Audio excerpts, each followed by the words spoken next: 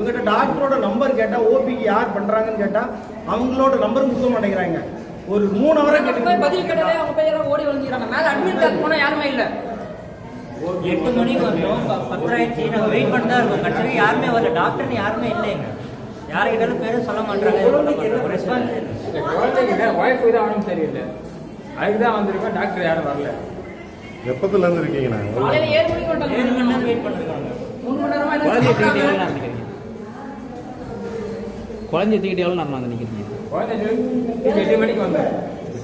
ஆமாம், இது வரைக்கும் எந்த டாக்டரும் வரலையா? பார்க்கலையா அவங்கள? யாருமே வரலைங்க. காலை வந்து ஓபி குழந்தை பார்த்துட்டாங்க.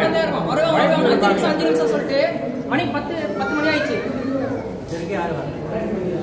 எப்போ வருவாங்க சொல்ல மாட்டாங்க. தப்பா நினைக்காதீங்க.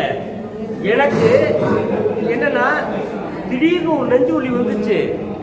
4 மணிக்கு போன் பண்ணேன். இதே சரவணா டாக்டர் என் போனை அட்டன் பண்ணி உடனே ட்ரீட்மெண்ட் பண்ணாரு.